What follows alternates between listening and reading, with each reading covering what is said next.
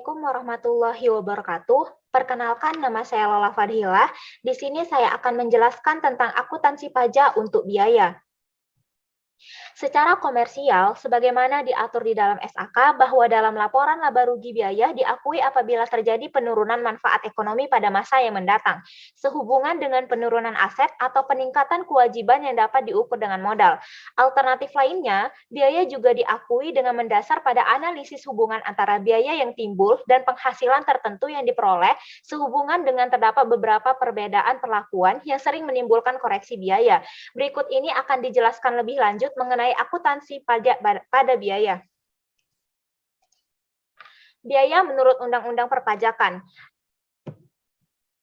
Dalam hal pembebanan biaya, ini dilakukan pengaitan atau matching dengan penghasilan yang menggunakan 3 pendekatan, yaitu sebagai berikut. Yang pertama, ada sebab akibat atau kausalitas. Pada pendekatan sebab akibat ini, mengaitkan biaya ini secara langsung dengan penghasilan. Pengakuan biaya sebagai beban dalam periode diakui penghasilan. Contoh konkret yaitu persediaan sebagai penyebab dari hasil penjualan atau penghasilan pada masa mendatang diakui sebagai biaya alokasi harga pokok pada saat persediaan tersebut dijual. Yang kedua, ada alokasi sistem dan rasional pada pendekatan. Ini mengaitkan secara langsung biaya dengan penghasilan, tetapi biaya dialokasikan secara sistematis dan rasional dengan penghasilan atas dasar masa manfaat. Contoh konkret terletak pada aset tetap.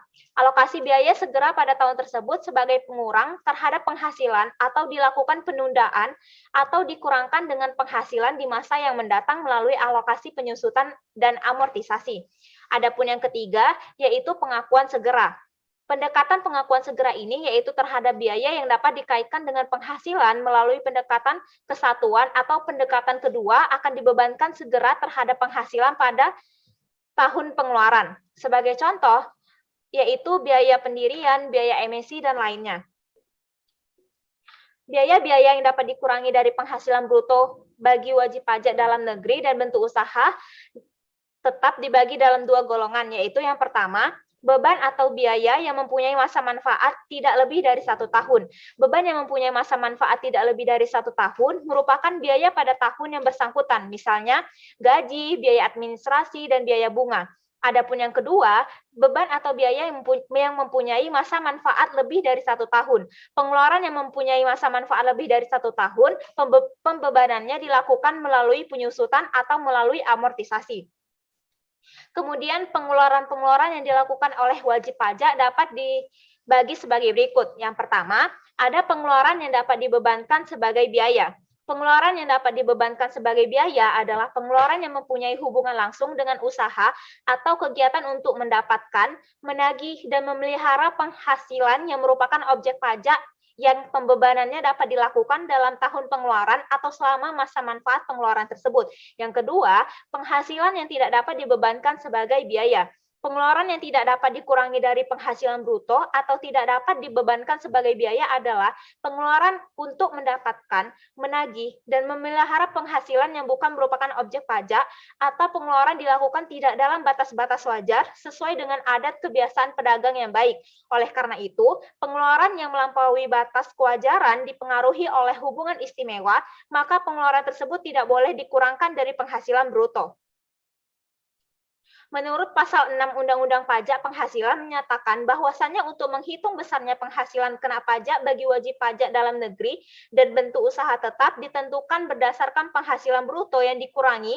Yang pertama, biaya untuk mendapatkan, menagih, dan memelihara penghasilan termasuk biaya pembelian bahan, biaya yang berkenaan dengan pekerjaan, jasa termasuk upah, gaji, honorarium, bonus gratifikasi, dan tunjangan yang diberikan dalam bentuk uang, bunga, sewa, royalti, biaya perjalanan, biaya pengelolaan limbah, premi asuransi, biaya promosi.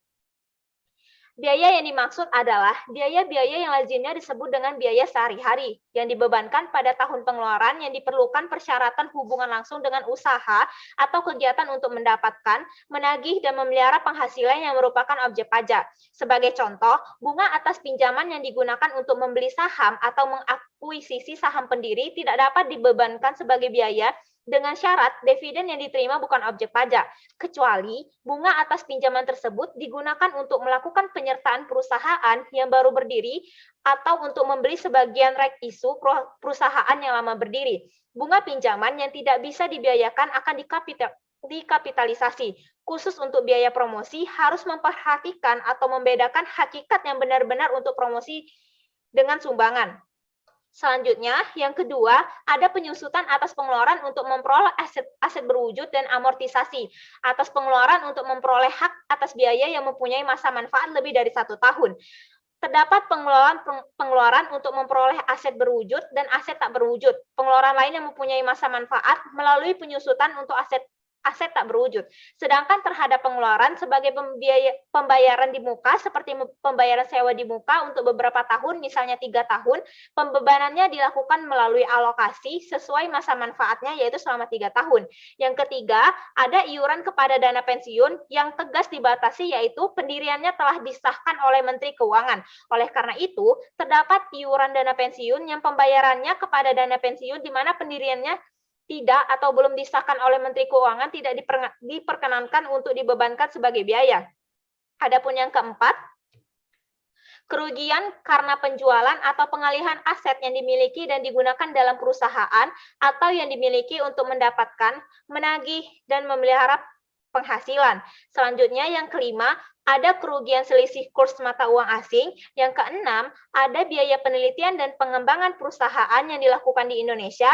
Yang ketujuh, ada biaya beasiswa, magang, dan pelatihan. Yang kedelapan, ada piutang yang nyata tidak dapat ditagih dengan syarat, yaitu telah dibebankan sebagai biaya dalam laporan laba rugi komersial. Wajib pajak harus menyerahkan daftar piutang yang tidak dapat ditagih kepada Dirjen Pajak. Dan yang ketiga, telah diserahkan perkara penagihannya kepada penghasilan negeri atau instansi pemerintah yang menangani piutang negara atau adanya perjanjian tertulis mengenai penghapusan piutang atau pembebasan utang antara kreditur dengan debitur yang bersangkutan piutang yang nyata-nyata tidak dapat ditagih. Yang kesembilan, sumbangan dalam rangka penanggulangan bencana nasional yang ditetapkan dengan peraturan pemerintah. Yang kesepuluh, sumbangan dalam rangka penelitian dan pengembangan yang dilakukan di Indonesia yang ketentuannya diatur dengan peraturan pemerintah. Yang kesebelas, biaya pembangunan infrastruktur sosial yang ketentuannya diatur dengan peraturan pemerintah. Yang kedua belas, sumbangan fasilitas pendidikan. Yang ke-12, sumbangan fasilitas pendidikan yang ketentuannya diatur dengan peraturan pemerintah. Selanjutnya, yang terakhir, yaitu sumbangan dalam rangka pembinaan olahraga yang ketentuannya diatur dengan peraturan pemerintah. Selanjutnya, pembahasan mengenai klasifikasi biaya sesuai aturan pelaksanaan Undang-Undang Perpajakan. Yang pertama, ada biaya program BPJS Ketenagakerjaan. Dalam program BPJS Ketenagakerjaan berkaitan dengan pembayaran premi atau iuran, yaitu yang pertama ada jaminan kecelakaan kerja atau JKK dan jaminan kematian atau JKM. Besarnya premi yang dibayarkan oleh perusahaan dapat dibebankan dan bagi karyawan sebagai penghasilan sehingga objek PPh pasal 21. Sedangkan karyawan atau keluarganya penerima penggantian pengobatan atau santunan yang diterima keluarga bukan objek PPh pasal 21. Yang selanjutnya ada jaminan hari tua atau JHT. Besarnya premi yang dibayarkan perusahaan dapat dibebankan sebagai biaya atau pengurang penghasilan bruto dan bagi karyawan bukan merupakan objek PPh pasal 21. Karyawan yang menerima pesangon merupakan penghasil PPh karyawan yang menerima pesangon merupakan penghasilan objek PPh pasal 21 yang pengenaannya bersifat final. Yang kedua, ada biaya pengobatan. Pembebanan biaya pengobatan ini perlu diperhatikan dengan cara pembayarannya, yaitu yang A, ada biaya pengobatan karyawan yang dibayar perusahaan langsung ke rumah sakit atau dokter atau apotik. Pembayaran tersebut sebagai pemberian kenikmatan sehingga tidak dibiarkan dan bukan objek PPh pasal 21. Yang B, biaya penggantian pengobatan, pemberian tunjangan pengobatan, uang pengobatan sebagai biaya yang dapat dikurangkan terhadap penghasilan bruto dan objek PPh pasal 21. Selanjutnya, yang ketiga, ada biaya rekreasi dan olahraga. Biaya ini juga dianggap sebagai kenikmatan karyawan sehingga ini tidak boleh dibebankan sebagai biaya dan bukan objek PPh pasal 21. Yang keempat, ada biaya perumahan. Biaya perumahan atau sewa rumah tidak diperkenankan untuk dibebankan, tetapi dikecualikan apabila karyawan yang bersangkutan diberikan tunjangan sewa rumah. Selanjutnya yang kelima, ada biaya kendaraan dinas. Untuk biaya kendaraan dinas, sebagai kendaraan operasional yang tidak dibawa pulang, segala biaya yang melekat pada kendaraan seperti penyusutan, pemeliharaan, dan lain-lain boleh dibebankan ke perusahaan. Kendaraan bus dan sejenisnya untuk antar jemput karyawan tidak termasuk sedan, biaya penyusutannya termasuk kelompok 2, boleh dibebankan ke perusahaan. Untuk kendaraan sedan yang digunakan karyawan tertentu karena jabatannya dan dibawa pulang oleh karyawan yang bersangkutan, pembebanannya diperkenankan hanya 50%. Penyusutan aset tersebut dalam kelompok 2. Selanjutnya yang keenam, ada telepon seluler karyawan. Telepon seluler yang dimiliki dan digunakan perusahaan untuk pegawai tertentu karena jabatannya atau pekerjaannya, pembebanan biaya yang diperkenankan adalah biaya penyusutan sebesar 50% dengan kelompok 1. Sedangkan untuk biaya pulsa, pembebanannya diperkenankan juga 50%. Selanjutnya yang ketujuh, ada pajak masukan yang tidak dapat dikreditkan berdasarkan pasal 9 ayat 8 Undang-Undang PPN dan PPNBM dapat dikurangi dari penghasilan bruto kecuali A. Pajak masukan sesuai dengan pasal 9 ayat 8 huruf F dan huruf G Undang-Undang PPN dan PPNBM sepanjang tidak dapat dibuktikan bahwa pajak masukan tersebut benar-benar telah dibayar. Yang B. Pajak masukan berkenaan dengan pengeluaran yang tidak dikurangkan dalam menentukan besarnya penghasilan kena pajak sesuai pasal 9 ayat 1 Undang-Undang PPH.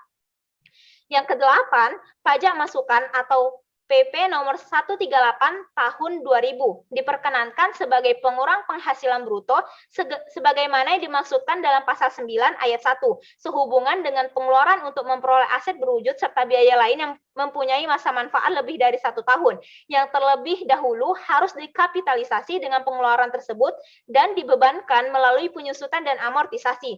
Yang kesembilan, pengeluaran dan biaya yang tidak boleh dikurangkan dalam menghitung besarnya penghasilan kena pajak wajib pribadi dalam negeri dan badan usaha. Yang ke-10, pemberian natura atau kenikmatan yang berkaitan dengan pelaksanaan pekerjaan di daerah terpencil dapat dibebankan dan bukan merupakan objek pajak PPh pasal 21. Harus mendapatkan persetujuan dari Dirjen Pajak dengan kondisi yang pertama, tempat tinggal termasuk perumahan bagi pegawai dan keluarganya sepanjang lokasi kerja tersebut tidak ada tempat tinggal untuk disewa. Yang kedua, pelayanan kesehatan sepanjang di lokasi kerja tersebut tidak ada sarana kesehatan. Yang ketiga, pendidikan bagi pegawai dan keluarganya sepanjang di lokasi kerja tersebut tidak ada sarana pendidikan yang setara. Yang keempat, pengangkutan bagi pegawai di lokasi kerja, sedangkan untuk keluarga terbatas pada kedatangan pertama dan kepergian pegawai karena terhentinya hubungan kerja. Yang kelima, olahraga bagi pegawai dan keluarganya tidak termasuk bowling, golf, atau pacuan kuda sepanjang tidak tersedia sarana dimaksud. Selanjutnya, yang ke-11, ada biaya fiskal luar negeri yang dibayar perusahaan untuk karyawan yang ditugaskan ke luar negeri tidak diperkenankan untuk dibebankan atau pengurang penghasilan bruto, tetapi merupakan angsuran pajak PPh pasal 25. Terhadap fiskal luar negeri atas nama keluarga karyawan tidak merupakan PPh pasal 25 perusahaan. Selanjutnya, yang ke-12, biaya entertain, representasi, jamuan tamu, dan sejenisnya tidak diperkenankan untuk dibebankan. Tetapi, apabila dibebankan, disyaratkan adanya daftar atau bukti yang dilampirkan dalam SPT. Yang ke-13, pajak daerah dan restribusi daerah dapat dibebankan sebagai biaya dalam menghitung penghasilan kena pajak sepanjang memenuhi syarat pada Undang-Undang Nomor 34 Tahun 2000 tentang pajak daerah dan retribusi daerah berkaitan dengan kegiatan untuk mendapatkan, menagih, dan memelihara penghasilan yang merupakan objek pajak yang dikenakan pajak penghasilan tidak bersifat final atau berdasarkan norma perhitungan penghasilan neto dan tidak termasuk sanksi berupa bunga, denda, atau kenaikan. Demikianlah penjelasan saya pada materi akuntansi pajak untuk biaya. Lebih dan kurangnya saya mohon maaf. Assalamualaikum warahmatullahi wabarakatuh.